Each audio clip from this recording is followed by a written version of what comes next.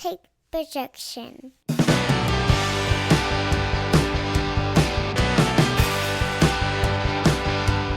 It's Wednesday morning, and you know what that means. It's time for another episode of the Alabama Slam Podcast. I'm your host, Corey Hanna. What's going on, guys? It's Patrick Akers. And it's me, Stephen Eford. And y'all want to do Dynamite and AEW first, or do you want to do WWE since we got a pay-per-view there? I think AEW. We can do whatever y'all want to do. Okay. We can do that. Well, let's start with AEW then. We'll start with last week with AEW Dynamite. I'm just going to go through our notes here, and y'all can call out whose was whose, whatever the word needs to be there. Y'all can call it out. So they did a great job explaining and putting over the Continental Classic in the opening. I'm here for it. This seems tailor-made to put over Swerve. Stacked brackets. I think that was mine. Yeah, so the Continental Classic was the thing that I think last week we were all like, what is this thing? And this week they started the show literally with the opening graphic. They went heavy on it. The rules. I feel like the rules were completely clear. Like there's two guys, 3 points for a win, 1 point for a draw. Everybody's going to wrestle everybody.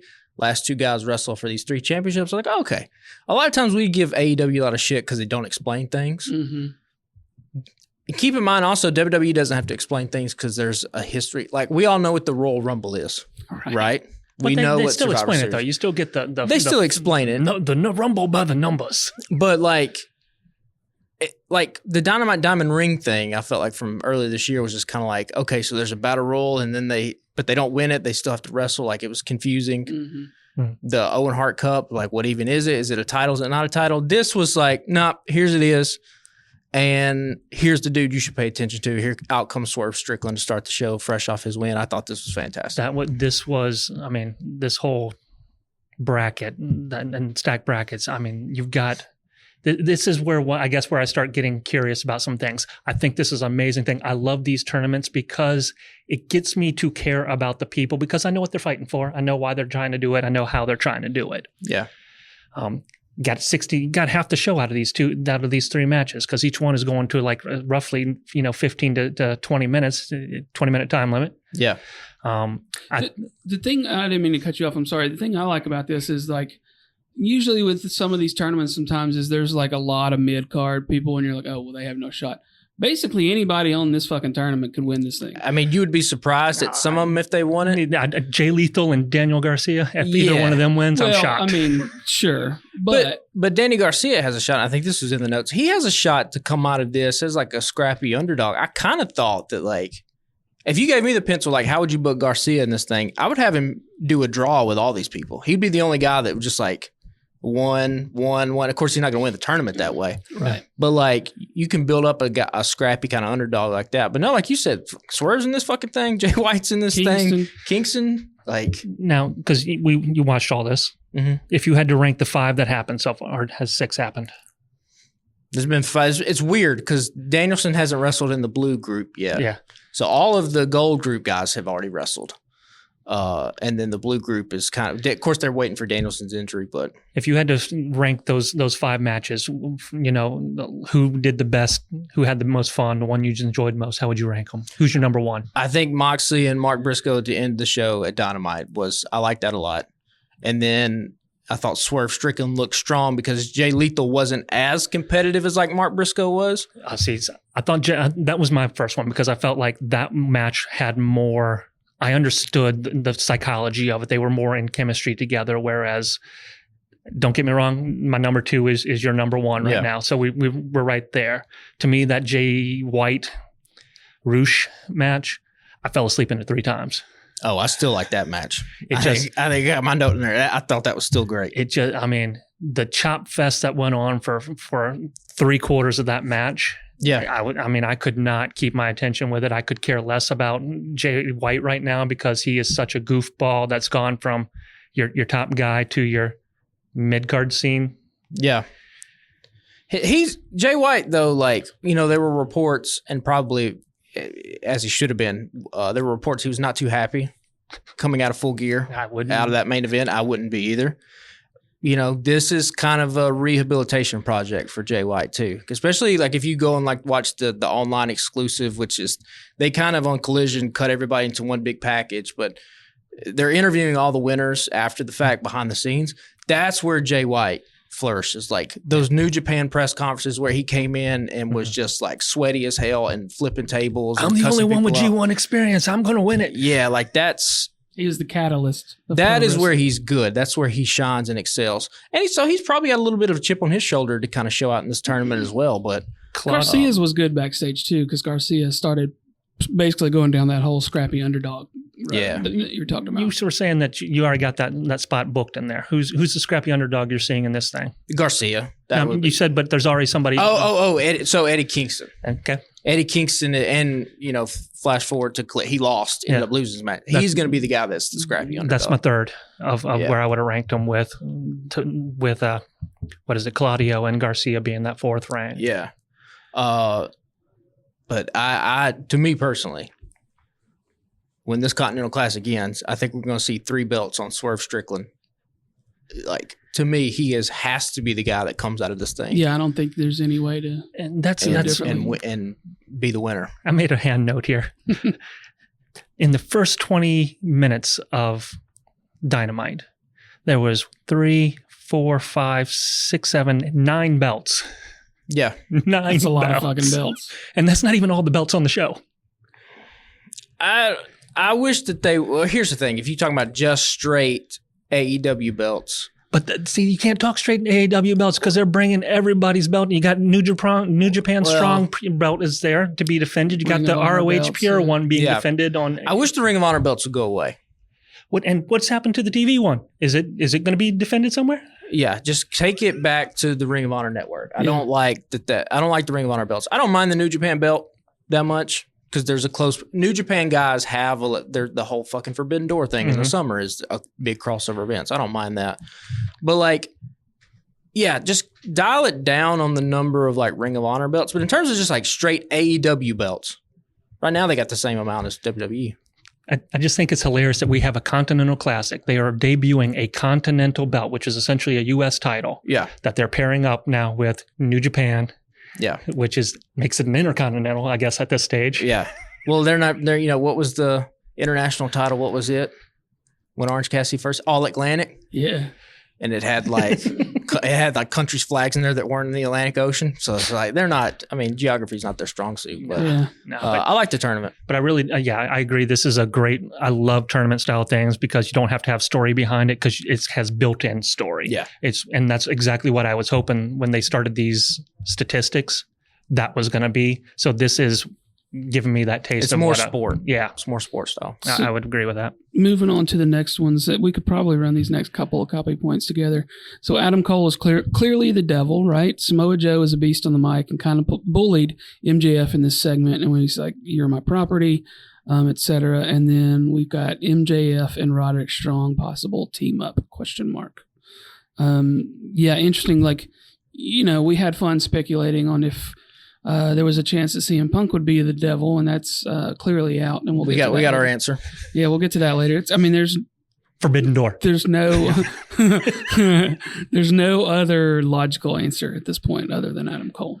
And this is the first time they've really hinted at it. Why though? Because he's egging MJF on to put himself in situations that may put him in a disadvantaged position of defending the title.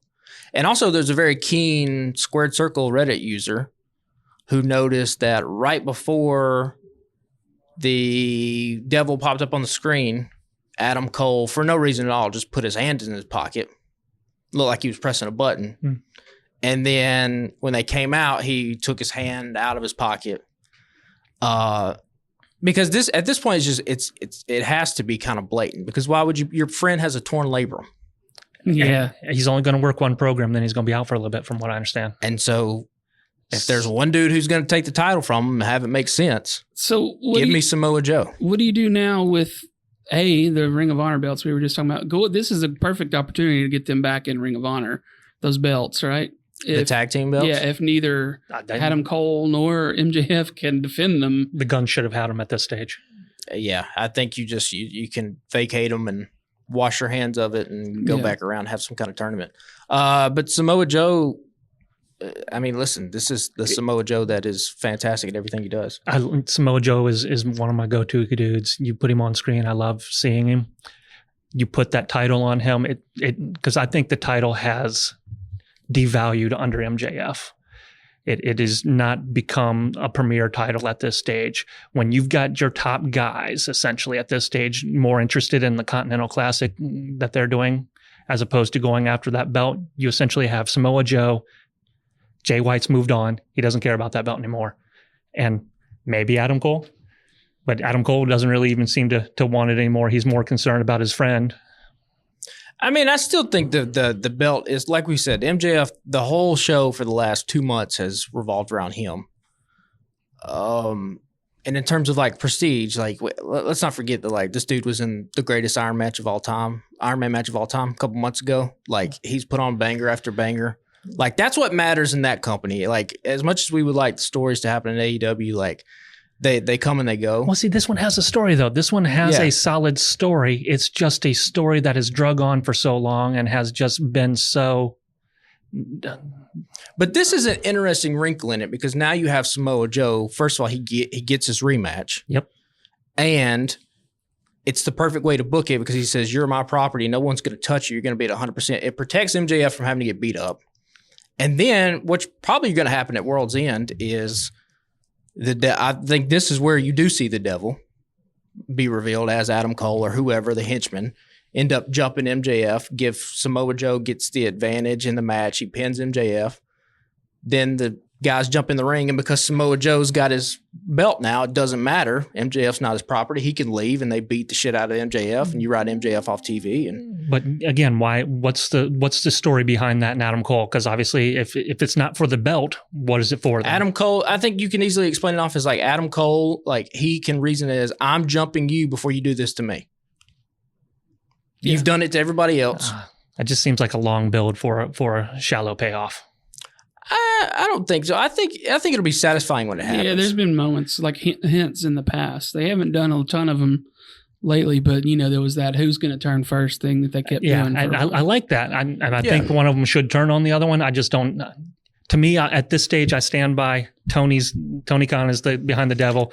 MJF is my second choice at this stage. I don't want to see Tony Khan on TV. No, Jesus, no. I don't either. But I can tell you that in his mind, based on how he's done other things, it's somewhere in there.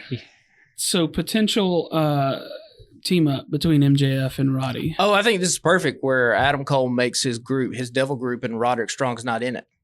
Because Roderick Strong with this next Strong is an easy babyface. The crowd already wants to cheer for him. They do. And so you have Roderick Strong and MJF could team up down the road at some point as two guys who have been spurred by this Adam Cole guy who they thought was their best friend. Yeah.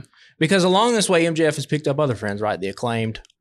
And so you could have whoever Adam Cole's guys are going to be, if it's a returning Kyle O'Reilly and Wardlow, and maybe it's a Danny Garcia, whoever it is. I mean, the Acclaimed, the Kingdom, obviously. You have the Acclaimed, Roderick Strong, and MJF. Because you have to take the belt. I think when you're doing this devil reveal, and if you do an MJF versus Adam Cole feud, I don't think it needs the title involved in it. I think that's why Samoa Joe's going to take the title and do something. I think they need to get the title off MJF in any way they can. Samoa Joe is a legitimate contender who, like I said, he brings some prestige back to that and can have some bangers with some people. And you could do Samoa Joe and Danielson. You could do Samoa Joe and Moxley, whoever, like whatever babyface you want to throw up against Samoa Joe. So we got several more left for Dynamite before we get to Collision. Let's burn through a couple of these pretty quickly, and then we'll spend a little more time on the Christian Cage thing. Hook isn't ready for TV. Who was that? That's me. Get him off TV. He should be in Ring of Honor. Yeah, at best. Yeah, he should be in Ring of Honor. And I don't care about the FTW title. That is a title you could drop in the garbage tomorrow. You drop that one, and nobody would care. Only Taz would care. Yeah, it's not a thing. And it's kind of boring that they pretend that it is. Is Tony Schiavone a heel? This confused me because we get the Adam Copeland bashing in Nick Wayne's head. Yeah, and we'll get some more of that. Yeah. Tony Schiavone is back there talking about, oh, this is all because of Christian Cage. We get a backstage segment later where Jericho had interrupted Ricky Starks and Big Bill at the press conference. And in a backstage thing, they jump him. They bash his arm in with a crate, so he's crippled and injured. And Schiavone's out there going, "Oh, he deserved it for interrupting him." If you were going to get mad at one person and blame, have some consistency. Are you the good guy? Are you the bad guy? You can't be the bad guy because you got Nigel over there doing it 50,000 times better than you. Yeah, Tony Schiavone we've talked about this before. He should be like the GM. Yeah, the authority figure in AEW. They need that on desperately. Screen. They desperately need an authority figure there, I think. Yeah, I kind of thought at one point when they started announcing all those different role changes last year, Schiavone stepped away from commentary a little more, and he's got more of a backstage role with the talent and stuff. And I thought maybe they would ease him into that, but it hasn't turned out that way. He looks so disgruntled to be everywhere he's at, too. I mean, I guess if somebody was going to rip a microphone out of my hand and not let me do my job, I'd be pretty fucking mad too, probably, right? Yeah. Timeless Tony Storm is the best character in wrestling right now, and the award for worst direction. The worst direction is me.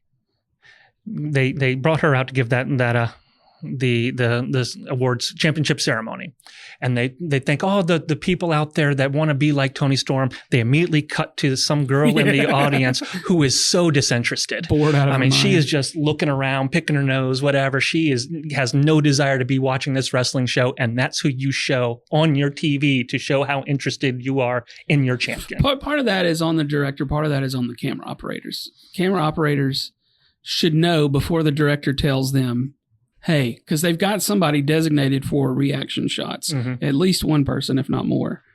They should have done a better job with that. Why do we need to keep seeing reaction shots in wrestling? I mean, that's a the good CM question. Punk thing was the same as they cut away from him.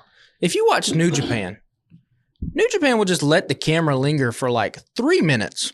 Even as a match is going on, the camera just stays and it doesn't cut, and the guys are doing the thing. I just don't want, just let Tony walk out and just keep the camera on her. Everybody wants to have that Ms. Girl moment where you get to see how somebody else is feeling so that they know how they should be feeling. And they pick the wrong disinterested is how you should be feeling about Tony Storm, according to that. That was a camera operator and director error. But Timeless Tony Storm, fantastic. I mean, she's fantastic.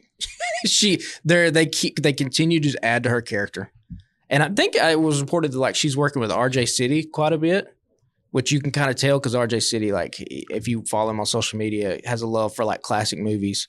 Like the fact that she mentioned Jack Warner, who's been dead for, I don't know, a long ass time. It's absolutely perfect. Yeah. And I love it. And we'll see where it continues to go. But this is what we talked about. That title, she doesn't need that title. That title kind of needs her at this point. Do you keep up with the Hey EW stuff? Yeah. That RJ City is a comedic genius. Yeah. And you can have him work with these guys. He probably has a lot of input in the Next Strong thing too. I mean, it could be. It's his main goal is there to just do online content mostly. They have been using him on TV though. Yeah. On screen. So it does make you wonder. With him and Renee. But yeah, I think, this program needs some levity like that every now and then. And, too much will kill you. Dalton Castle. Yes. Let's bring in. Yeah. I'll say that every week. I mean, I would rather see Dalton Castle than a lot of people that I've watched on wrestling this week, honestly. So I'm tired of the boys, though. Well, yeah. I mean, they just get their ass whooped every time. Who fucked them up? What was it? Kill Switch. Kill Switch. Yeah. So the next item is Ruby Soho and Angelo Parker is an intriguing undercard story. So, if you go back and watch any Attitude Era stuff, which I'll talk about again when we talk about WWE, one of the big characteristics of the Attitude Era is literally everybody on that show had something to do. There was a story. Job Squad, everybody. Didn't matter where you were at on the card. Somebody had something going on. Yep. At least this thing with Ruby Soho and Angelo Parker is it's a side story. It's something, yeah. They're doing something with it. It gives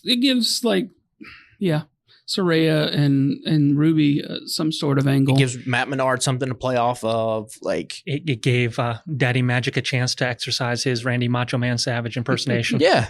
So it's little moments. It wasn't overbearing. This match didn't go long. This match also like helped solidify Sky Blue as a serious wrestling talent. Also, it did a lot of things at one time. I love wrestling storylines that involve like, mismatched couples.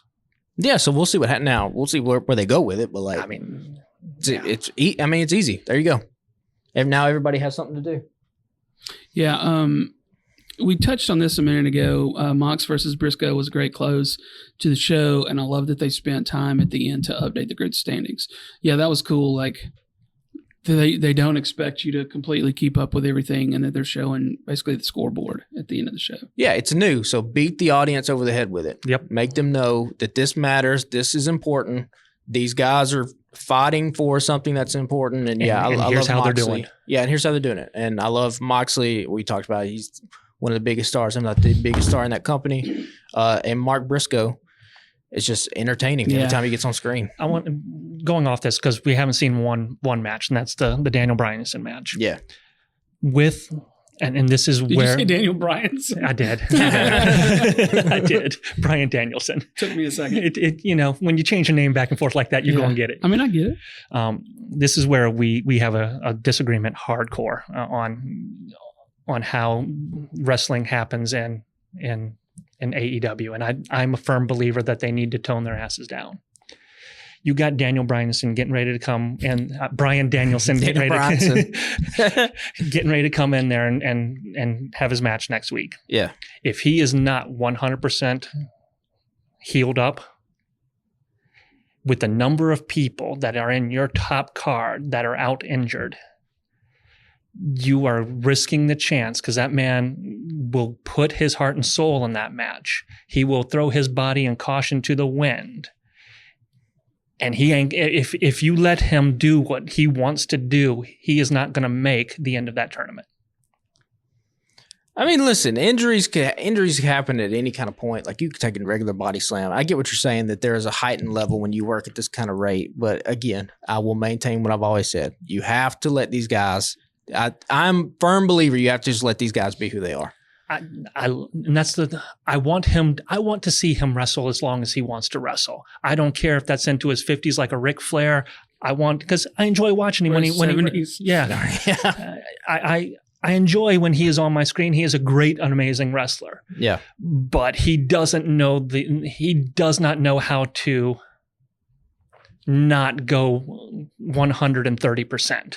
But I think that is what makes him great. And so if you try to take that away, I'd see he started working a little bit smarter for a little bit. And hell, even Max was like, you don't have to work as crazy as you do. And then he goes out there and does the crazy ass shit and ends up injured.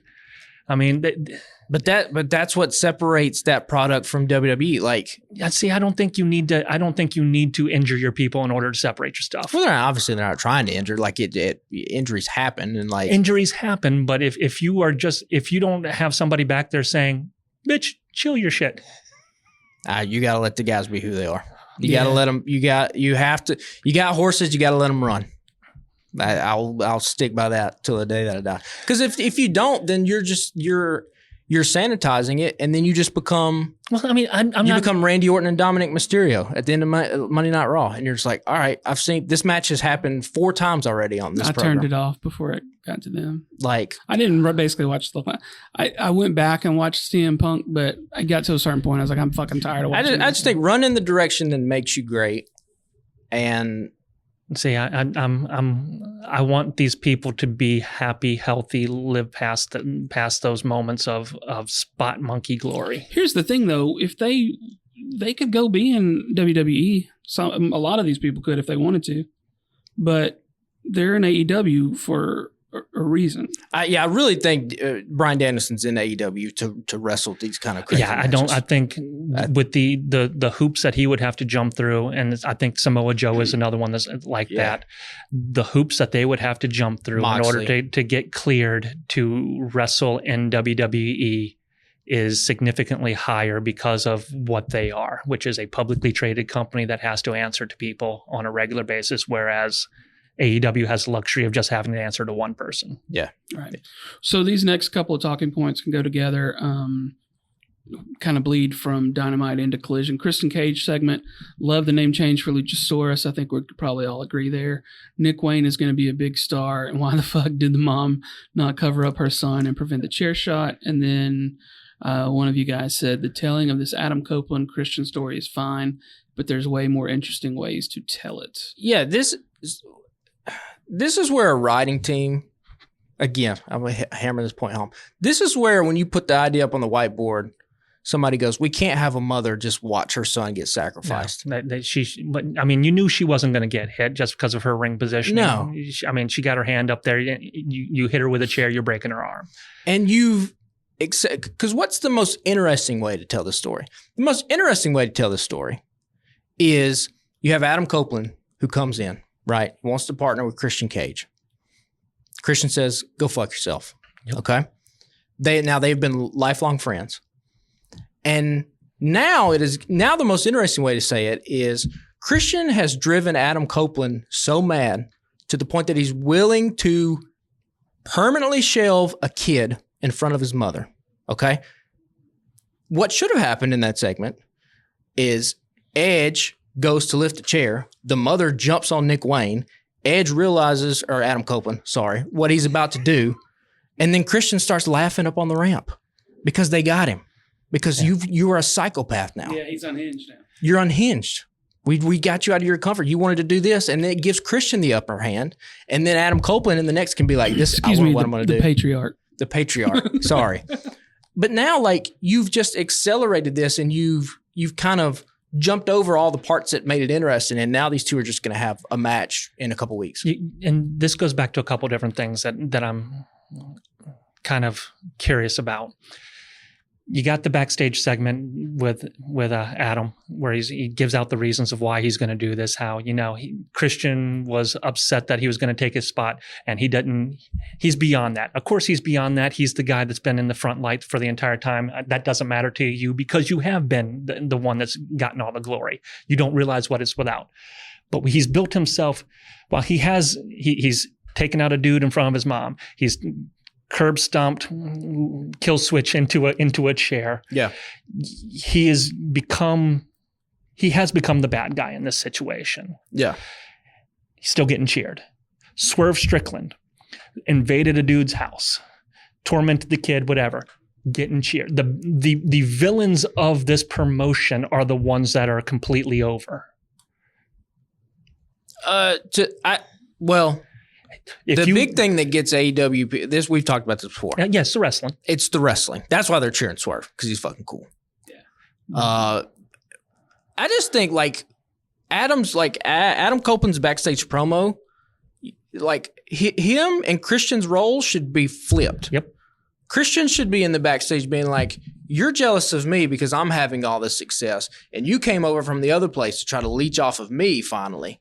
Like, you can't stand not being in the spotlight. Yep. That's what the thing should be. And if you, like I said, if you have a writing team, you throw that up on the board, that's where you can flesh out these things. Be like, that's a way more interesting story than Adam Copeland fucking turned into John Wick. But to me, the only reaction they're getting from people right now is, if you listen to Dynamite, the time that the crowd is the most vocal is Swerve coming out, and they cheer him on, they root for him because he is a damn good wrestler. Yeah. Anywhere else in that show, that crowd is dead.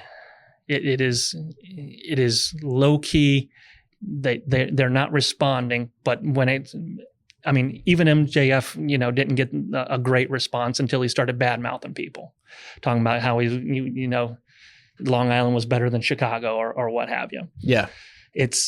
They are not getting the reactions with the heroes of the program. They've just got a couple people that have, despite what they have done, the horrible things that they're doing, people like. And it's kind of weird to me. Yeah, I don't know. But yes, I think I'm going to come back to this as well, because I think they have a similar problem on Raw as well. Yeah. Yeah, we've got a couple of real quick things we need to hit on for AEW. Why is the House of Black in a back and forth match with two guys that no one cares about? Stupid. None. Yeah. Stupid. And how is that the first time Buddy Matthews and Malachi Black have been a tag team? I don't think that they said that. I don't think that's right, but It can't be. And there's been a lot of Buddy and Brody. But, and Malachi and Brody are kings of the Black Throne. They're Right. on a little offshoot, but like Commander and like House of Black should destroy those guys. Should. yeah. I mean, there's no personality mask. Outside of Swerve, House of Black should be the most protected act in that company. No. So the next point is actually Andretti's promo hilariously gets cut off by the commercial. I missed that. Should have cut off in one Oh, more you missed time. that? Oh yeah. Talk about production miscues. He just started and they went right to commercial. I wasn't paying a lick of attention to I that didn't. part. I apparently. don't get it. I didn't see it because the way I was watching it Dante had Martin's no back. commercial. I see picture in picture full screen. I don't get any of that crap right now. Yeah. So I didn't. I just got to see the promo multiple times going, man, I wish they had cut it off one more time. Yeah. It's cool Dante's back though. Yeah, I thought he was going to be out way longer. Doesn't feel like he's been out all that long, considering how fucking brutal that break looked. Yeah. Can we both agree that the Julia Hart, Mrs. Frost or whatever it is match was garbage? Yeah, but Lady Frost. I don't think that's. I don't think they're putting much. Yeah, she's not. I like Julia Hart though, Yeah, and again, Julia Hart should be kind of stomping people, but That match was rough. she's green and she's also smaller in stature than a lot of people, so it's tough for her to get over like that. yeah. And then the last point is Eddie Kingston versus Brody King was a stiff physical close to the show. was. I mean, Eddie Kingston. We've talked about I my thought, love for him. I thought Eddie was going to die at the end. Yeah, with I forget what Brody's finishing move is, but yeah. When I was talking about like Eddie is now positioned as a scrappy underdog, even though despite the fact that he put his two belts up. I also love that he explained why he put his two belts up. he's a fighter. He's a fighter. I love his intro to Collision where they get to talk, and this made me laugh too because he's like, "Sure, I don't want to talk to y'all. I just want to kick somebody's ass." And then you get Daniel Garcia come out there, and it's hilarious that his words were, "I'm tired of doing these interviews, and I don't want to talk much," and then proceeded to be the longest intro of Yeah. all the people. Yeah, I'm trying to bring Jamie around to. She does not like the brutality of AEW, right? Yeah. But she did point out that she was intrigued by Orange Cassidy a week or so ago, and then I went in on Eddie Kingston the other night. I was like, I found the fucking what was the name of that article from a few years ago? the Players Tribune. Players Tribune. Yeah, I sent that to her. I was like, you got to read this. He was like, you want to run through a brick wall. I like Eddie. And so I'm trying to get her around to Eddie. So we'll see if that happens or not. There's a lot of people on that show that deserve the attention they get on that show. And then there's so many others that I'm like, why the heck are we having to watch this? I would agree. Sure, with that. Yeah. I'd agree with that. Yeah. Yeah. So let's get into a Survivor Series. I didn't see any notes for SmackDown, which doesn't really matter because There was only like one or two things. I mean, the only things that happened on that weren't related to Survivor Series was Kevin Owens and Austin Theory and Grayson Waller doing a quick little thing, and Grayson Waller making fun of because Austin Theory was dressed up like KO, and he's like, "What do you? I'm not embarrassed. That's the best I've ever looked," which is hilarious. That's pretty good. So Survivor Series Women's War Games, I have to admit, I missed this when I got home around 8:00 that night, and apparently you can't rewind live PLAs. Now you got to wait for it to do the replay. And I just You can pause. If you were watching it live, you can pause and then rewind. Yeah. But if you start wherever you start, that's where you have to What start. were you from. watching on? I did that on my phone. I rewound it. on Peacock. Oh, through your phone? Yeah. Were you watching it live or are you watching it? No, I got in live and then I just Oh, yeah. went back to the Yeah, video. I'm with him. I can't rewind it. What Not I get on is my what I phone. get. Well, maybe I'm special. I don't know. I've watched all of them Got like that, that. Peacock Premium over there. I guess I do. If I do, I don't know. I'm fucking paying for it. So We're paying like $12.99 a fucking month. We ought to be able to rewind them shits. But if you're paying that much, I'm going to plug the crap out of this because Peacock is $1.99 on Black Friday deal right now. So I can get in on that Get crap. in while you can fit in there. Yeah, I totally missed this match because I forgot to go back and watch it. So the point of this prompt here is, why does Damage Control always get their ass whipped? They've never beaten anybody and they've never looked dominant. they've Never. They come out on the losing end of every match. And This I is the understand why only- this one went. This is the only heel group that's never beaten anybody. Bianca Belair beat all of them solo. Yep. They get in this damn War Games match. They all get beat. I don't know. What is, I don't, it's my body. I don't understand why you do this. I get why they do it right now, just because you're getting ready to tell the story of Bayley being the weakest link and getting kicked out.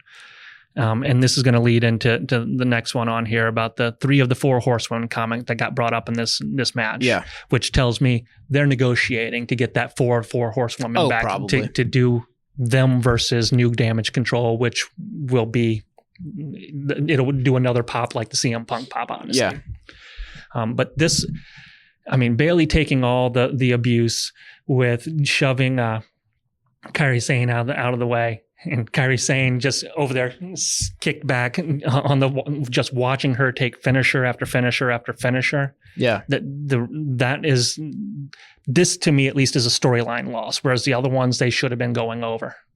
I just think in this match, right, you're trying to tell a story that your Damage Control is about to exile Bayley from the group. But you could accomplish 2 things at once if you make it so that Bayley almost costs her team the match.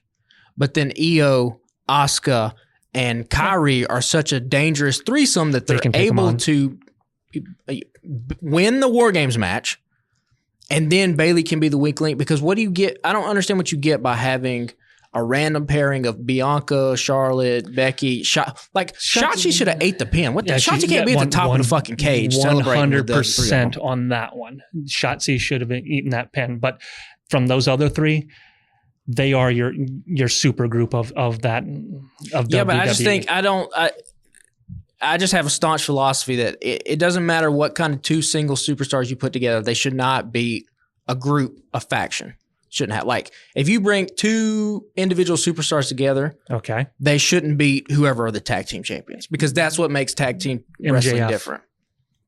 Yeah, MJF shouldn't be beaten. Like, if MJF was to go up against FTR, like him and Adam Cole shouldn't have won against the Guns. Or I don't think he should have won against the Guns either. He consistently 2-on-1 wins against those kind of things, and because going back to this match, you have Io Sky.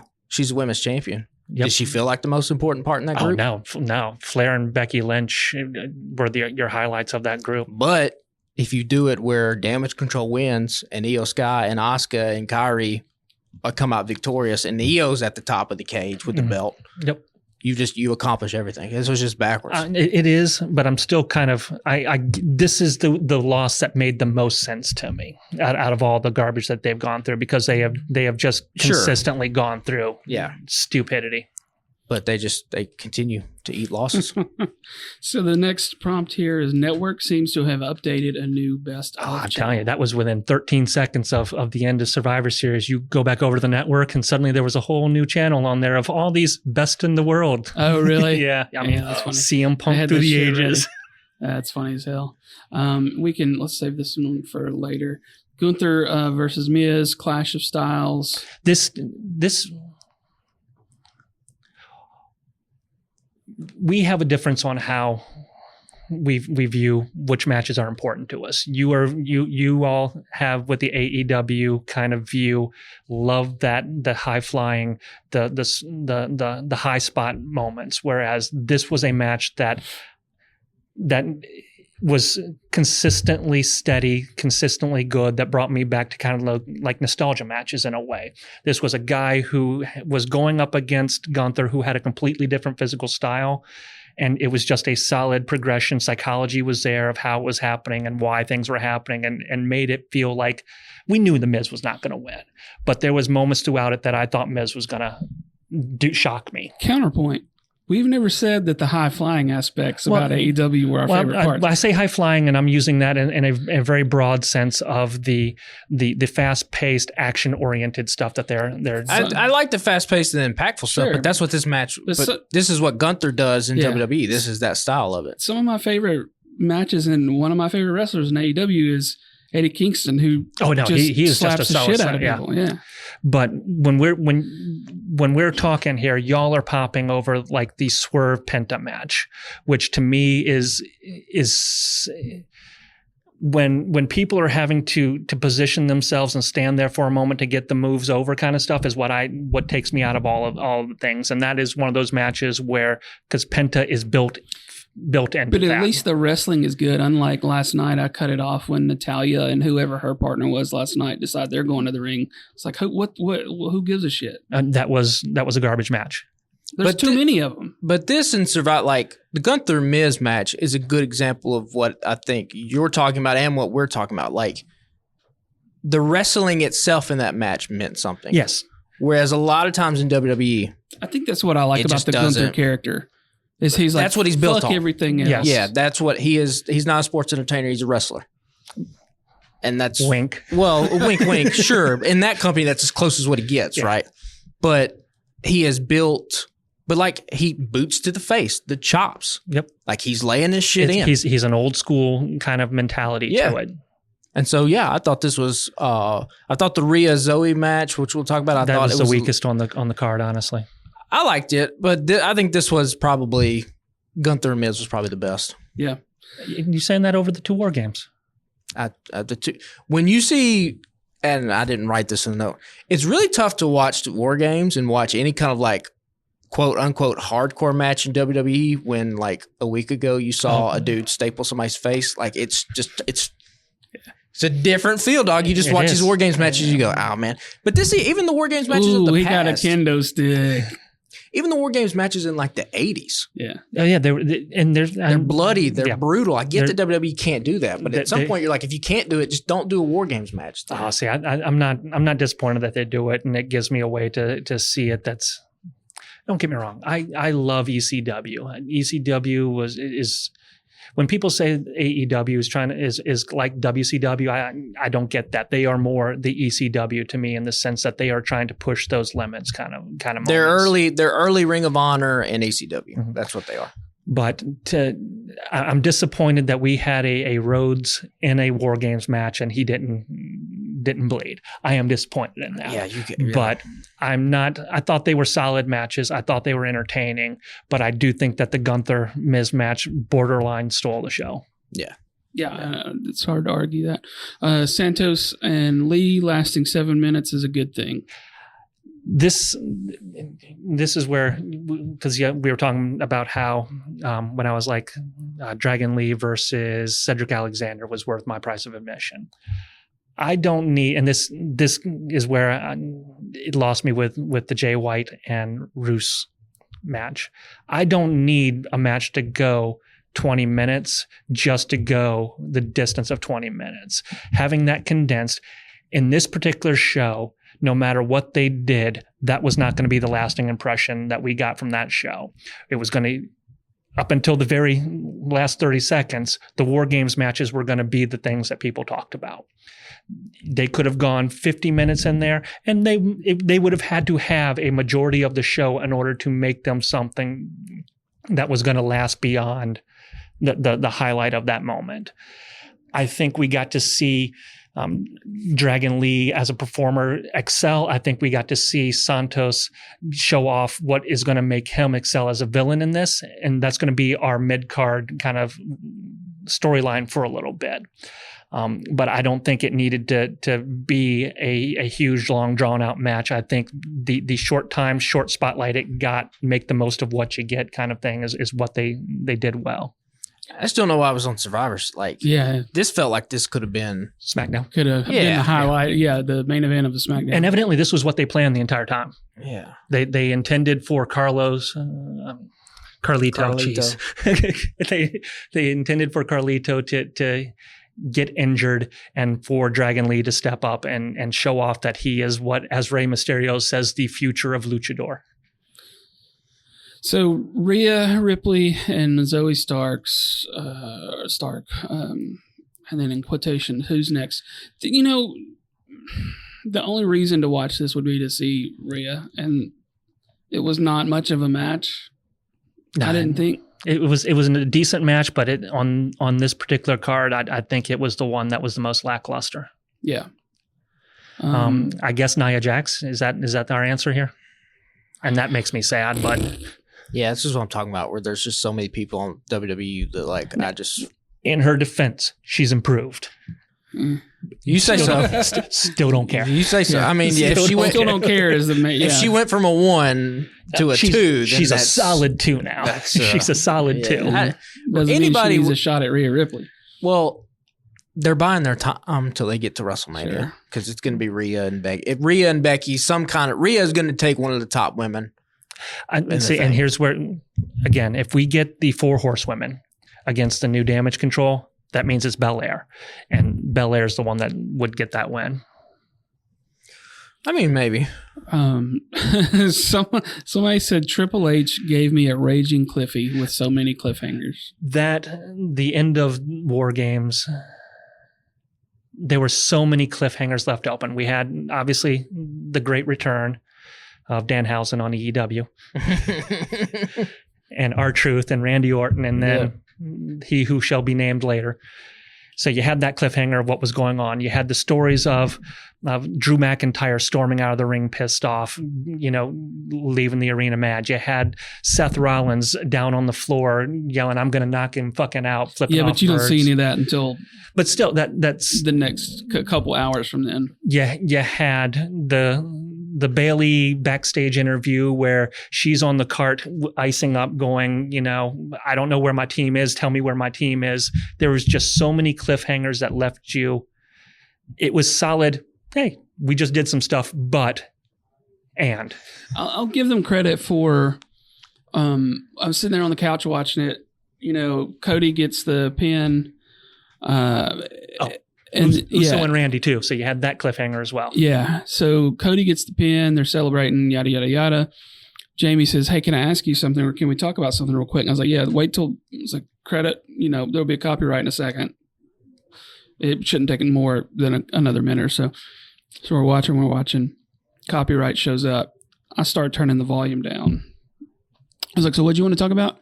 And she says something, and then I saw the graphic because I had turned the volume down, and then I went, "Oh shit, got to turn it back up." And I turned the TV back up real quick. And so that to me that was the biggest and the most disappointing moment of the show, because I was intrigued by the fact that he was there, but all they did was let him get applause for 3 minutes before finally cutting off and completely overshadowing Randy Orton's return. 100%. They set up zero story. They didn't do shit except let him get applause. And I was like, but I get why they did it. That deal was done. Yeah. Within a short time frame. If you let that linger until January with the Royal Rumble, that's leaked. There is no way you keep that secret. You have to do it. And this is what kills me is the difference. But at least set up a story. Well, they and again, they do in the fan videos and stuff like that. You're gonna get some of that, but this is the dramatic difference between what I was seeing on Dynamite that was happening in Chicago and what we saw on SmackDown, what we saw on Survivor Series, of the difference. And I'm sure, don't get me wrong, I am sure that the crowds love AEW. Mic your audiences to make me understand it. Pipe in the crowd noise. Make me believe that somebody cares about it, because when people are just sitting on their hands, perception is the reality. Well, there's a lot of people that when the match is going to WWE, everybody's sitting on their hands. But they at least, if it's the crowd noise. If you're faking the crowd noise, good on them for faking the crowd noise, because if I'm hearing the crowd, I'm not paying attention to the crowd as much as I am the thing. When I'm not hearing something, I'm going, well, what's going on? Is there a beach ball going somewhere that's got somebody's attention? Yeah. Is there a macho man in the front row that's getting escorted out or what have you? But it's that perception. And whether the same people that were bitching that sentence about CM Punk and AEW and thinking he was overrated there were the ones that were cheering their asses off for him that night just because he had shown up and because it shocked the shit out of them. I'm a little pissed that we got to spend time talking about him again, if I'm being real honest. I'm not. Here, so I got 2 points to make before so the thing about Survivor Series, and I think this is the last note, is that like when you have CM Punk come back at the end of the War Games match, and they've already conditioned the audience this way anyway, the wrestling in WWE doesn't matter. That's the least. That's the least interesting thing that WWE cares about. Now they are 100% the storyline, and I'm not mad at that. Which This is the bombshell I was going to drop on y'all last night, but I wanted to save it doing the podcast. I think I'm out again. The only reason I started watching WWE again a year or so ago was because the Bloodline kept me interested. And the wrestling is not interesting enough for me to spend 5 hours minimum each week, plus any pay-per-view that happens, right? I can't devote more than 10 fucking hours. If I'm going to devote time to one brand over the other, I'm going back AEW again. I think, and see, this is by design. I don't think this is a bad thing about the wrestling being the least important aspect of it. Oh, it's 100% by design. I'm just saying that I'm with Corey. I'd rather watch the other kind of product, but like, I'm not mad about it. Just, it is what it is. The way WWE is designed to do is, you could if you dropped out today and just came back for the Royal Rumble, you'll catch up on every storyline because they will run you through their storylines because that is what's important. 100%. Yeah, it's not that I won't watch it all, but I'm not going to make it a point to be in front of the TV on Monday and Friday evenings. If I'm got nothing shit else to do, cool. I'll watch it, but I'm not going to like, I don't know, run home from getting some stuff done, like errands and stuff, and then be like, feel like I just got to sit down and watch this. Like and that's, I'll watch the pay-per-views. And that's kind of, we're on the opposite there. I enjoy that storyline aspect of it, and I like to see the story beats of it. The matches, I'll be honest, unless I'm needing to pay attention to them, most of the time, I'm doing something else. Yeah. You look down for a bit, come up to see when something else happens, and come down. Whereas with AEW, the matches are the most intriguing part of their product. Yeah. And if I don't care about why they're fighting, that intrigue doesn't mean anything to me. It is the MJF Adam Cole stuff. I get that. That's a storyline. Their matches mean something. The Continental Classic, because they have set it up to be something, the matches mean something. It has its own built-in storyline. Keith Lee versus Lee Moriarty, I could take or leave any given day of the week. Yeah. House of Black versus insert random luchadors. Yeah. The Julia Hart versus Lady Frost. The Yuta versus Shibata. All those, I'm sure they're 100%. I'm sure that 75% of those were good technical matches. Yeah. But I don't care. It's just, it used to be, and this is the way in AEW. Like, when you have feuds, the point of AEW and old school wrestling was, I got to see the match. CM Punk's back, cool. I only kind of want to see him in the ring doing promos. And by the way, that's all the WWE audience wants, by the way. Like, the match, Punk versus Seth Rollins, the match itself, it'll be a solid match. I mean, I'll probably go back and watch his promos every week. I say I was mad that I definitely don't. Last night was shit. Yeah, we'll get to that. But yeah, like I'll probably watch his promos every week. I don't need to watch him in the ring every week. And I said I was mad that we have to talk to him again. It's just, God damn. But the problem with WWE too is that like where AEW excels in the wrestling, that's what takes up the longest part of that program. Mm-hmm. Where WWE doesn't excel the wrestling still also takes up the longest part of that program. No. The matches far out, like Nia Jax and the other girl get 12 minutes. The Punk thing was 5 minutes at the end. Was it 12? Yeah, they went to a commercial break.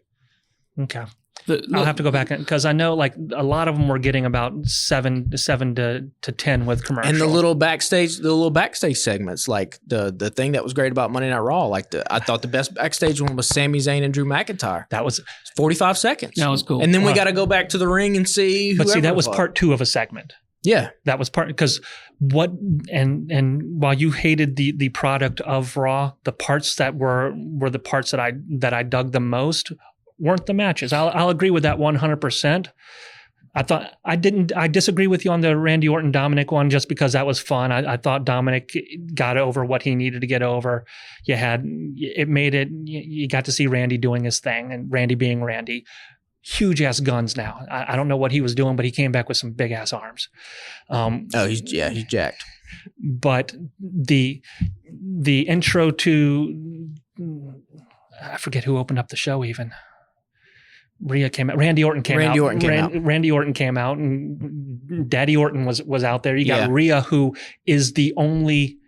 I take that back because I do like Finn, I do like Dominic, but I agree with you on a later point we're going to talk about. Rhea is the star of Judgment Day. Yeah. 100%. She can hold her own. I thought their segment back and forth was good. Randy saying he's going to take out the bloodline only to get sidetracked with a different project.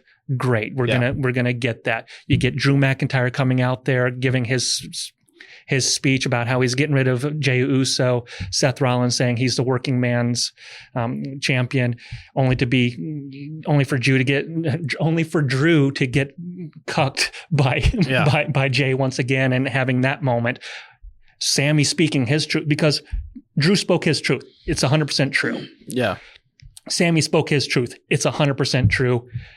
We're still getting that villain turn, but it's a narcissistic villain that I love. Yeah.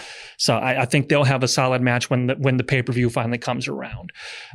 Cody coming out there and being like, I'm not going to get sidetracked. I'm going after Roman, only to have Nakamura be like, guess what? All that crap, it's about you. Yeah. I'm coming from you. We get, again, storyline progress, and it continued to be storyline progress. You get Punk coming out who gave the weakest storyline progress, but they were top of the hour. Yeah. So the bottom of the top of the bottom, so that way they get there. We are holding your attention for the moments that count for the ratings. Yeah. It's just in between that, I got to watch Tegan Nox and Natalya. I got to watch Nia Jax. I got to watch the two dudes that Jinder Mahal's managing. I don't have it in me anymore. The tag team turmoil match. That was rough. Indus Sheer, I don't get why they keep trying. I do get why they're trying to do it. They're huge dudes. Well, and India is a huge market for WWE. So I get that, but it ain't these two dudes. Go find two other ones. It ain't them. And that's the problem. Like, I like the Creed brothers a lot. Mm-hmm. I also didn't know they were actual brothers, by the way, which is kind of crazy. But like, come from a prestigious lineage. What that lineage is, I don't know. But I also put this in my notes. I know we're jumping all over the place, but we're talking about Raw now. Like, the Creed brothers are going to have to evolve because, like, they can't just be good wrestlers. Like, you cannot just be a good wrestler in WWE and get over. That's DIY's problem right now. Yeah, you're not Swerve Strickland in AEW. Well, you're not AEW's fan base. See, I'm going to disagree with you here. DIY, when they were in NXT, got over huge. They got over huge. I think that era, though, the NXT fan base has more crossover with AEW. I would agree, WWE. But I think they can still get over huge in mainstream on Raw brand. But it's going to take them, because the fans will pop for good wrestling. They will at WWE, but they also pop for those. They were popping just as much for DIY when they were doing backstage segments with Robert Roode doing Glorious Bombs. Yeah. It just, like I said, that you can't just be the Creed brothers. Give me right now. I know they just debuted. It's just that, like, hey, we're good wrestlers. They will grow into Steiner brothers, but one of them will have to do a big Papa Pump style transformation. It has to be something, yeah. And also, I thought Tag Team Turmoil, there was no drama at the end because they're not going to do Imperium and Judgment Day. Why not have the New Day be the last tag team? I would agree with Simple you 100% on that one. Easy. I missed all that. I was going for that segment. Yeah, the Creed brothers run through. They look impressive, but like the last team comes out, it's Imperium. It's like, well, they're not going to fucking do. But it wasn't. See, and I would say that there were some soft spots in the matches with like the Indus Sheer where they did the roll up. Yeah. But I thought once you got to Creeds versus New Day and Creeds versus Imperium, the match started to get good. It was a little short. Yeah. But there was some drama built into it. There was good physicality. There was some risk. There was some high stakes to it of you get pinned, you're gone. These people are tired, kind of thing. So I think it built to it, but it is condensed. It's going to be shorter. It's not going to be the 20-minute time limit draw. You just kill the drama whenever you have Imperium come out. Yeah. Also, my man Brutus. Dog, you gonna fuck up that finisher one more time, they gonna let you do it anymore. Vince definitely, because there's no way for the dude that's taking the move to protect himself. And he landed on his side and ate it in the ribs. I right, and he ate it right on the shoulder. Yeah. So we're at pretty much an hour right now, but I do want to get one or two more of these in. This is interesting. Whoever came up with this, should the next Paul Heyman and Brock Lesnar combo be The Miz and Gunther. 100%. In what sense of Miz being Paul Heyman. Miz being Gunther's voice? Mm-hmm. And you pair up, you're going to have to WWE in the near future will miss the kind of the monstrous heel. And Gunther is a good talker. He's not the best. He's solid. There's a believability. This is when I'm going to get back to AEW. I'm sorry. When Yuta came out there to interrupt Cassidy on, what was it, Dynamite or Collision? Yeah. He was speaking his truth, but he does so unbelievably. There's so many characters in there that they don't believe in themselves. So why am I believing in them? Whereas when you have somebody like Gunther who talks his talk and believes his talk, I'm in. I'm invested. Yeah. So I don't know if Miz needs to be his voice, but I definitely think the Miz will make somebody a great manager. I just think you're going to miss Paul Heyman. 100. Like Roman Reigns technically at this point doesn't need Paul Heyman. But Paul Heyman is a force multiplier to whatever you do. Like Jimmy Hart back in the day was a force multiplier to whoever he was, and he always worked with top guys. Gunther's going to be in the Brock Lesnar type of role in the very near future. And I just think their backstage pairing, you look at those two guys, you'd be like, man, Miz is not going to be a wrestler forever, but he's going to have a job in WWE. He's going to be a great manager. Yeah. Just do the thing. Put them together. They're going to have, they have a history with each other already. Like, you can imagine 5 years from now, Gunther coming down the ramp at WrestleMania as a champion and Miz is his manager. I would disagree that Roman doesn't need Heyman at the moment. Heyman is the only thing that's keeping Roman relevant. So I think he does need him just because of Roman's part-time schedule. But I think he's also there more for... He's really the only other member of the bloodline, if you want to think about it. Because Jimmy is not really... But Heyman wasn't necessarily needed when they were doing the Sami Zayn type of stuff. You could have written around that. It's like I said, Heyman makes everything better. I think he's more there for Solo, honestly, at this point. Yeah. And Heyman is, anytime Heyman is on screen, he knows what he's trying to do. He knows his character. He knows how to get across a message. He knows how to sell. Yeah, like CM Punk when didn't need Paul Heyman. It was a great pairing. But I'm looking forward to the potential of CM Punk, Paul Heyman, Brock, or Roman, because you got three built-in people because Paul's going to slot in there because he already mentioned the wise man. Yeah. So it's going to slot in there. So you got three pairings that has potential. I just saw Gunther and Miz backstage, and I was like, they look wise together. Yeah. They look good together. Yeah. I mean, it's interesting. That's why I picked that. Yep. So I say each of you pick one of the things, because we're running over a little bit. Anything you want to talk about from what's left there on the... Here's my biggest complaint about last night in a nutshell. They come on the broadcast and say, this is the most anticipated Monday Night Raw in a long time. And they proceed to just give us standard-ass Monday Night Raw for the whole 3 hours. People like me, like I said before we started recording, this is the first time in a very long time I watched all 3 hours of Monday Night Raw live. They hooked you. Never do it again. Yeah, I say the same thing, but I was a little cheesed off that Randy Orton came out first, but that's fine because he had a major comeback this weekend, and I get it, since we kind of took a shine off of him Saturday night. But on the same token, it got to 9:00 last night. I was like, fuck, I got to watch a Star Wars movie or before we record some Star Wars podcasts tomorrow night. So I switched off wrestling and I was like, I give zero shits about this match. And they're like, Randy Orton and Dominic coming up. I was like, okay, well, I know what happens there. And then I was like, at this point, they're not bringing on Punk until the end. The thing about it was when he debuted on AEW for the first time, it was like right out of the gate.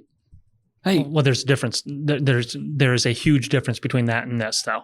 WWE right now is trying to negotiate a deal to find a home for Monday Night Raw. It is imperative for them to draw and hold an audience for as long as they possibly can. They lost me. Well, they might have lost you there, but this can be a market of showing you how these people, these stars that we have potentially at any given moment, if we do the right thing with them, will draw people in to watch them. Yeah. This is a reason for us to spend big money on getting whoever it is down the road. So I just think this was an opportunity. Like I talked about earlier in the podcast about the Attitude Era, everybody had a story. the biggest thing about the Attitude Era, it wasn't the raunchiness or like, you know, the graphic violence and the sex, any of that stuff. The thing that made the Attitude Era great to watch is that when you turn the fucking TV on Monday night, you had no idea what was going to happen. Somebody might fucking drive down in a beer truck. Somebody might get their ass whooped in a damn grocery store. Like any of that stuff could happen, right? Why not start this program out with Seth Rollins coming out and he's trying to avoid CM Punk? The fans start chanting CM, and CM Punk his music just hits and he starts. We already know we're going to get there. Just do it. I think we needed. This was not the promo that any of us wanted. We wanted controversy, but that's not. Unfortunately, CM Punk is coming in as a babyface right here. He is his character. He worked real hard to try to make people think he was the asshole, but you know, the last thing you hear right before it shuts off is, I'm not here to make friends. But I'm see, here to make money. this is where I'm getting to. CM Punk's character is that he is against the status quo, right? So back when he was there 10 years ago, that status quo was John Cena, staleness, Vince McMahon not doing what the crowd wanted to. You ain't got that status quo anymore. Right now, the status quo is Triple H is running it. People are happy. People are getting what they want. There's everybody in the backstage area is great and friendly. CM Punk is now anti-status quo of that, in that he's coming in there not to make friends, but to be to make money and you know, annoy people. So it's still he is still contrarian status quo breaker, but it's a different status quo for him. So do we believe that? Because it was pretty well known, I thought, before this, that he and Seth didn't get along. There was an interview last year. He's a cancer. You know, yeah, Seth said he's a cancer to the locker room. So are we to believe that this was all for real the other night, or was that part of a work? I think he's working, but here's also the thing. When you bring in CM Punk, he makes everybody else look small. Star-wise. Yep. Like I put this in the notes. Seth Rollins has the World Heavyweight title. I want to get into this because you said Seth Rollins is a second fiddle. He's a second fiddle guy to Roman Reigns. And I would argue that Seth Rollins is not a second fiddle. He's third or fourth fiddle at this stage. And it could be that. He is kind of just like a nothing. That if that belt is on CM Punk's shoulder, that's the biggest thing in WWE. Because Seth Rollins or Roman Reigns, who's top dog there? Roman Reigns. Seth Rollins or Cody Rhodes? Cody Rhodes. Seth Rollins or CM Punk? Oh yeah, well, CM Punk is had all those guys. So you're already down to 4. Yeah, I mean, so like that's his belt is a consolation prize, and it sucks because he's a great wrestler. But like, see, I don't think it's yes, it's a consolation prize, but at the same token, it is the only one that we are seeing consistently, and it is the workhorse belt. Roman Reigns, I think they need somebody to knock Roman out of his spot so that then the belts can kind of reset. I think if that happens before CM Punk gets Seth, awesome. But I think Roman losing his stuff will help reset that appeal a little bit as well. But because he essentially has one title, wink, wink, 2 titles. Yeah. And then they debuted this other one just to give this other guy. It hurts it. It hurts it. And like, again, you have all these stars, right? Who main evented Monday Night Raw? CM Punk. Yep. You got all these guys come back. Doesn't matter. This is the biggest star in wrestling. But he's back on the biggest platform. I don't know if that's going to be consistent either. It is. You think so? Dude. Okay. Nope, 100% going to be consistent. The thing that I wanted to touch on here, though, and this is kind of the thing. Right now, you have Randy Orton, face. Yeah. Jey Uso, face. Yeah. Cody Rhodes. Sammy. Yeah. Seth. You got all these big name people that are the heroes of your program. And I think this because I think we were all excited when Damian Priest won the senior Money in the Bank, but because Judgment Day is the only villain on that show outside of Imperium, and both of them are suffering from the same problem. They have 2 factions where one person looks amazing. The other ones kind of fall into like comedy or not following through on their characters or stupidity. So there is right now, your heroes all have a self-awareness. Kevin Owens knowing the rules of wrestling in the sense that if you say somebody's name 3 times, they're going to come out and kick somebody's ass. They know the stuff. It used to be baby faces were dumb as shit. Yeah. And now it's kind of reversed, where the baby faces are too self-aware, too smart, and your bad guys are dumb as shit now. Yeah. And it can't be that way when they should be the one terrorizing things. And so I think, much like I was talking with Swerve and Adam, you got to have that switch where you need somebody in those groups need to switch what they're doing up to do the other angle. I think Randy will turn and CM Punk's going to turn. So I think Jay is going to be the one that turns. Jay, I don't see that happening. Because Randy, they set it up as when they had the moment where Jay was talking with Randy and he's like, hey, I wanted to come see you before you came to see me, and be like, hey, bro, I know we did some shit.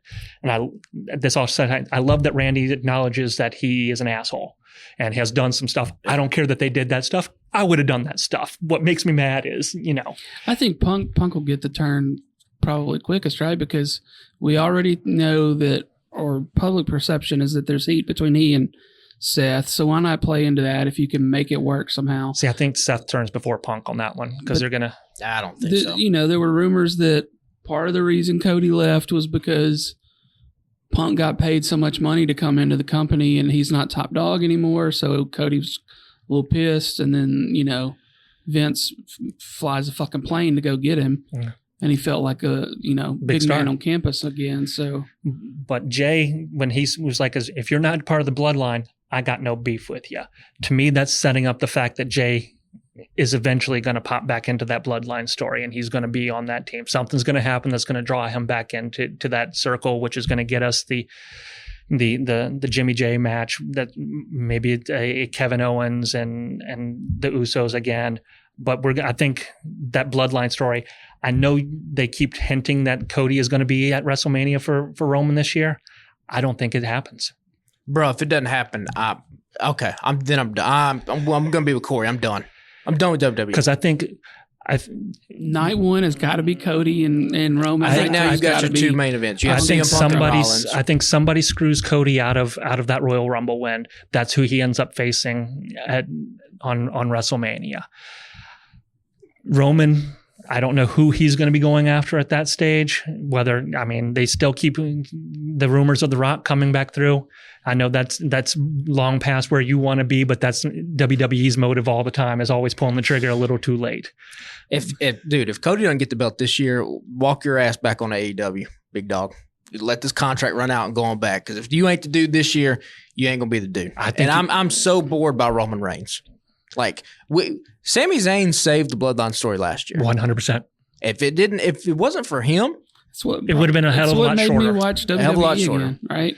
And now that whole thing is fucking boring. And he much like Eddie Kingston, you talked about realness. Sami Zayn is the only guy in WWE that feels real. There's still a hint of fakeness about Cody. There's a hint of fakeness about Seth Rollins with these outrageous outfits. I mean, you got Sammy and KO, right? KO is the one I think feels so real outside of Gunther. Gunther too, yeah. But it's just like watching, bringing it back to WWE versus AEW, like watching Monday Night Raw for 3 hours. Like the corporate plastic glaze that's all over this program. When you watch it straight through, just completely, you can feel it. Oh no, it is completely different between the two. The professionalness versus the. There's a punk rock element, no pun intended, to AEW that I dig. That WWE doesn't have and can't have because they don't pull it off consistently. That's what I'm looking for. They don't pull it off consistently. I would give you that, but that's why I've always said there's a wrestling promised land that AEW can get to. And here's the last thing that I'll say about this: shame on everybody in AEW for this CM Punk thing happening, because WWE is about to do the exact same thing that you had in your fucking back pocket, and you could have done it a hell of a lot better because you're not a publicly traded company. The fact I said this on a TikTok and people were like, "What the fuck?" I said if we never got CM Punk and Kenny Omega and the Young Bucks with live microphones in the ring in AEW would be a failure. This is what has happened. Yep. You let them go back to WWE. Now, I will say, it's going to be interesting to see how AEW responds, because when AEW was at its hottest, there was a fuck you energy that they had. They don't have that about anymore. WWE. They do not have that anymore. But CM Punk goes over. Cody Rhodes goes over. Now, if you're the guys back in the AEW locker room, You can't tell me that if they watched the 3 hours of Monday Night Raw, they're not. Everyone in that locker room is not like, we're a better product than them. Like, we're better wrestlers than they are. You can't say it because they not only did they not say that, one of your heart and soul foundations of that company has said they're out. And mind you, QT Marshall is not a wrestling star, but he was doing a lot of stuff behind the scenes. He was a backstage. Is he out for real? He's out. He's out. But that's what I'm saying. Out. Like he said, he said because they're going in a different direction. I think QT is the same thing with Cody, where Cody wanted to be WWE Light. I don't think any of those guys in an AEW right now want to be WWE Light. No, Jay White came to AEW for a reason. Will Ospreay is coming to AEW for a reason. Okay, I feel like MJF has already signed. Oh yeah. Did you see the thing about him? You see the thing about him tweeting and deleting this morning? Well, and also Bryan Danielson tweeted out like sometimes money's not the biggest thing. Like home, like that's what I'm saying. It feels like AEW now is like, okay, there's a shit ton of anti-AEW hate online. Like, I was going through the Squared Circle Reddit. It is obnoxiously how many people are like, AEW spit. Like, this is where you can kind of get the momentum going. Like I said, Seth Rollins is a little bit older. Kevin Owens is a little bit rolling. Roman Reigns, Cody Rhodes, CM Punk, all these guys. I'm just saying, you have an opportunity here. I don't think they are going to get there because I don't think creatively they have the type of weaponry, so to speak, that they have when it comes to like the in-ring work. Like this company in AEW is only going to go as far as Tony Khan's going to take them. The biggest problem is Tony Khan's the boss and you can't fire the boss. Yep. As a Panther fan, I understand that completely because I'd love to fire David Tepper. But the potential that AEW had, like again, I'll say it, they could combine the wrestling with the damn storylines. But the other thing, they bring these people, you're talking about Jay White, they brought him in. They watered his ass down so much. I mean, he started strong, but as you can see that he's losing his motivation as they're going along too. I don't think so. I think right now, Juice Robinson being out is affecting him a little bit. I think like what Steven's getting to though is that like they're not using their top guys well, because if you just go talent by talent, WWE to AEW, fucking AEW. There's no Nia Jax in AEW. Disagree. No. Talent-wise, not that's on TV regularly. No, zero. You don't see people like Nyla Rose on TV anymore. That is the problem with AEW. Wardlow is still on their TV. Not Wardlow's often. Wardlow's better than Nia Jax. Not by much. Yeah, Jake Hager is still on their TV. Not regularly. When was the last time he's been on there regularly? I guess he was on there Friday. Yeah, but that was the first time we seen him. Go top guy for top guy, like. At some point, like you hit the Roman, Seth, Kevin, Sammy, Randy, Jay. Like, go look at the All In poster that AEW has. It's Ospreay, it's Samoa Joe, it's Adam Cole, it's MJF, it's Tony Storm. We should do a draft in the sense, because I think that you and y'all would disagree heavily on where I was. I think while there may be better wrestlers in AEW, talent wise, as far as pulling off moves and such, WWE has bigger stars. Well, sure, they have bigger stars because they're the bigger company. They have the machine behind them, billions of dollars, that kind of thing. Significantly bigger stars. But I think that they're a publicly traded company with a 50-year head start. I'm just telling you, growing up in like sports locker rooms my whole life, I'm telling you, and knowing the type of people that like Moxley are and Chris Jericho, they watch Monday Night Raw, and they're going back and they're like, they're not better than us. We have to get our shit together. That company's not better than us. They may not be, but again, your top guys in AEW, they're all out. No, well, Punk and Cody, sure, but you can make new top guys. Punk didn't go by his own accord. He went because he was told to get the fuck out. I'm talking about injured. MJF, he can't go what he would want to do. Brian can't do what he wants to do. Cole can't do what he wants to do. But they'll come back. But Cole didn't happen in the ring either. Cole happened because he fucking landed awkward when he jumped off a stage. Darby Allin is going to go off and kill himself on a mountain. I'm just saying they're going to be guys. If they could get back to the energy that they had in 2019 when, like I said, there was a punk rock, there was a fuck you type of energy that they had. It's the best way to describe it. Adam Cole and MJF are your top stars there right now. And I love Adam Cole, but he is not anywhere in the league as far as star power on any one of those people that you named. No, but I would disagree that Adam Cole's in the top. Like, to me, John Moxley, Chris Jericho, John Omega. Moxley is now fighting for a mid-card title. But it doesn't now. Well, Seth Rollins has a mid-card title. No, Seth Rollins has it is their official thing. There's mid-card titles there. While we may think that it is not the most prestigious one, they are presenting it as the most prestigious. Because Moxley's fighting for the Intercontinental Championship right now doesn't mean that he's had his time. He's had the big belt 2 or 3 different times at this point. Like, he can't always have it. Well, right? no, I don't. But any one of those guys you mentioned, at any given moment, they are right there in the mix in the top of the main storyline. Whereas the Blackpool Combat Club it's not where it should be. I agree that John Moxley has potential to be higher 4-stop, but I think right now he has gotten pulled into the quagmire that is that company because they are focused around something that storyline wise nobody the AEW title nobody really cares about outside of Samoa Joe. The fact that it stood on Jay White's shoulders for a month and a half without MJF or Tony Khan or anybody coming in there and going, no, give that back, tells me that they don't value that. The ROH tag team titles were getting bigger bill than that because that was what, Cole was involved in.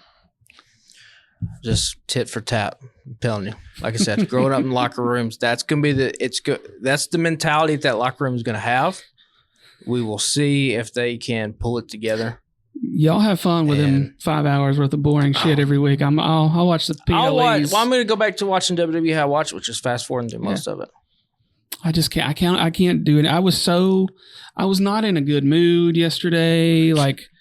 And then I was dreading it all day. And then I dropped a fucking bottle of wine in the kitchen and watched it shatter everywhere. Then had to clean it up. And then it was 10 till 7. And all I could think of was, God damn. Do I really have to do this tonight? And I think the ratings will be big for Monday Night Raw. Oh, yeah. And you'll see a huge change next week because I think there's a lot of people me that are just going to be like, nah. Yeah, unfortunately, the payoff at the end there was what needed to happen in order to get him over and I'll be honest. Everybody's talking about how it came off as fake. I think he is where he belongs. That is his home in the sense that he is more produced. He needs something that he can rage against, and he was not going to get that in AEW. Yeah, but I don't fucking buy it anymore. No, but it was the same promo that he gave when he came. He's consistent with what he does. He has a great presence. He has a great way of making people invest. But when you said I know it's scripted and all this shit, but when you said I'm not here to make friends, I'm here to make money, that told me everything I need to know about Punk going forward. Oh, yeah. I mean, he's always been. He's not. He doesn't care about that. This has always been my beef with Punk. He claimed to be the voice of the voiceless. Triple H said 100% in that promo battle that he did way back in the when. He doesn't care about the people's voice. He cares that he got to be the voice. He always wanted to be the star. Yeah. He wants the money. That is what he has been. That's what he is. That's what he will always be. And for people online that were like, "Oh, that good on CM Punk for leaving the clusterfuck that was AEW," guys, this AEW rolled out the red carpet for this dude. They did. Okay. There's no fault. This was just sometimes things just aren't good fits. He got involved in a storyline he didn't need to involve himself in and then got himself fired because he, from what I read yesterday, he was just hey, everybody else had already approved this thing with Jack Perry. And then Punk was like, well, why are we doing that? And then made it a thing. But again, that goes back to our fundamental difference of letting them do what they want to do. They go out of their way at times to hurt themselves. And that specific instance is that there's no AEW doesn't have an internal infrastructure the way WWE has. But you're not the fucking EVP. No, Stay in your fucking locker room. But your EVPs on that show are everything Punk is. That's the other issue. Is he is the same thumb on the same hand. So the Bucks and Punk are the two oils. They don't give a crap about anybody else except themselves, in the sense and making money for themselves. And good on them. If I could make that kind of money, I'd be making that kind of money too, and I'd be stepping all over people left and right to make it. Yeah, I'm not faulting them for it, but you have to recognize that they ain't looking out for anybody there. They just looking out for themselves. Yeah. Whereas, like again, like I was talking about in 2019, 2020 with AEW, it felt like a team effort in AEW. I mean, it was never going to remain that though with the Bucks. Well, yeah, but now the Bucks are stepping back. Again, they just need AEW has an opportunity here. I say it all the time, but like if they could just get it together, I don't know what it is. Fucking just hire Jim Cornette and oh dear God, do something like. Or Tony Khan just like again. Tony Khan is like the fucking weakest billionaire. If Jeff Bezos was a wrestling fan and he was running fucking AEW, you think any of this shit would be happening? They'd be peeing in bottles right there in the middle of the ring, bruh. Fucking a Jeff Bezos run AEW might be damn. I'll say that's the difference between making your money and inheriting your money, I guess. And being good creative and not being like, I mean, it is just because you got, you played with wrestling toys when you were a kid doesn't mean you can sustain all that stuff. And there's a lot of people behind the scenes in WWE that don't like Punk, and legitimately so. I mean, if you believe the rumors, he chased out one of the people that was probably helping AEW the most in William Regal. Yeah. So William Regal is now back in that WWE camp house. Is his happiness, dictated by the amount of money he's going to get paid as well? Because I'm pretty sure he's not going to get a bonus over there. He's whatever his paycheck is what his paycheck is. Oh, Phil Brooks called William Regal a stooge for Triple H, and now look how the tables have turned. Money changes, folks, and talks. Yeah. It does. Well, I'd like to know what he's getting paid. So on that note, I say let's wrap it up. Covered an hour and 26 minutes so far. So we'll see y'all next week. You follow us on Instagram and X or Twitter, whatever the fuck they're calling it these days, at Alabama Slam Pod. And you can follow us on Facebook. Just search for the Alabama Slam Podcast and follow our network of fellow podcasters at the Alabama Take. You can go to thealabamatake.com. There's podcasts posted pretty much every day of the week, and they all each have their own feeds on Apple Podcasts and Spotify and all that other stuff as well. So tell a friend about us if you enjoy the show. Real quick, before we get out of here, New South Pro Wrestling update. Did you see the thing from Dylan McQueen? Mm-mm. He posted a video yesterday morning, I think, that said that after 4 or 5 years in wrestling, he's out for a while. He needs to take time to heal. And it was there without his like eye in and stuff. And so it makes me wonder, because he did a match or two after the New South thing. Yeah. So it makes me think if like he's really going to stay out for a while, like maybe he's injured or something. But lots of activity over on his Twitter page last night. So could be an interesting story to follow there. But yeah, I think that's going to do it. And y'all tune in again next week and we'll holler at y'all then.